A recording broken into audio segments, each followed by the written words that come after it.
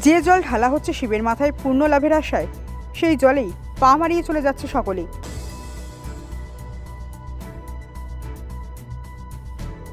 এমনই দৃশ্য দেখা গেল কালনার 108 শিব মন্দিরের বাইরে।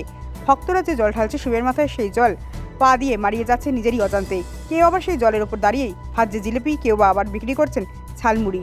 এক জিলিপি বিক্রেতা নিজে স্বীকার করে নেন, শিবের মাথায় যে জল ঢালা হচ্ছে সেই জলের উপর দাঁড়িয়ে জিলিপি বিক্রি করছে, কিন্তু কোনো উপায় নেই অন্য জায়গায় দাঁড়ানোর। তাই তিনি বলেন, যদি এর কোনো ব্যবস্থা নেওয়া হয় আমরা খুবই উপকৃত হব। কোনো উপায় না থাকার কারণেই আমরা শিবের মাথায় ঢালা জলের উপর দাঁড়িয়ে ব্যবসা করছি। কালনা পৌরসভার উপপৌরপিতা বলেন, পুরো ঘটনাটা অত্যন্ত বেদনাদায়ক, তবে পরের বছর পৌরসভা থেকে আলাদা ব্যবস্থা নেবে বলে জানান। কোথায় কোথায় কোন জায়গায় এটা? এটা হচ্ছে কি রাজবাড়ি 108টা শিব মন্দির।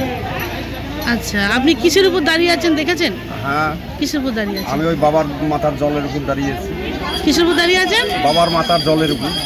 বাবার মাথায় জল ঢালছে, সেই জলটা নালি দিয়ে বেরোচ্ছে, সেই জলের উপর আমি দাঁড়াবো। এটা কি ঠিক হচ্ছে ব্যাপারটা? না, ঠিক হচ্ছে না, কিছু করার নাই আমার। আমি তো বেকায়দা পড়ে গেছি।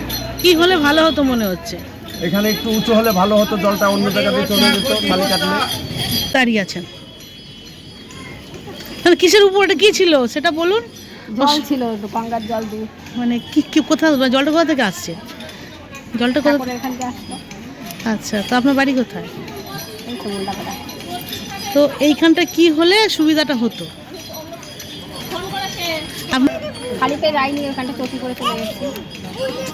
এই যে জলটা যে রাস্তায় আসছে, এটা কি আলাদা কোনো ব্যবস্থা করলে ভালো হতো? কর্তৃপক্ষ যে ব্যবস্থা কিছু করতো? হ্যাঁ, তো ভালো হতো, সবার পাড়া লাগবে। আগে হতো না, বা তখন ড্রেনের ব্যবস্থা ছিল, এখন তো সেই ড্রেনের ব্যবস্থাটা নেই।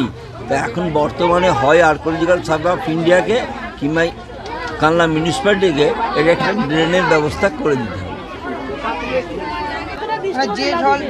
বাদ খারাপই লাগছে, কারণ ঠাকুরের মাথার জল ঢলে লোকের পায়ে পায়ে দিয়ে যাচ্ছে, এটা তো খারাপ জিনিসই।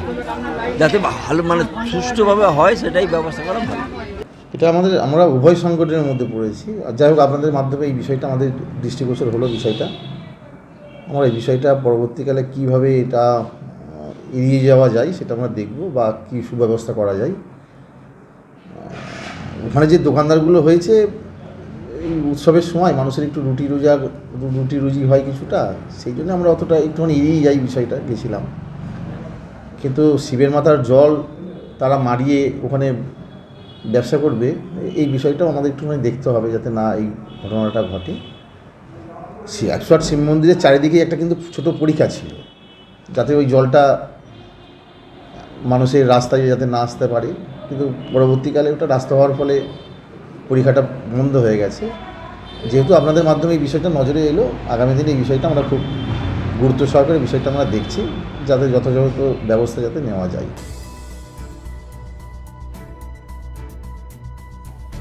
রীতা ভট্টাচার্যের রিপোর্ট, সুন্দর বাংলা নিউজ।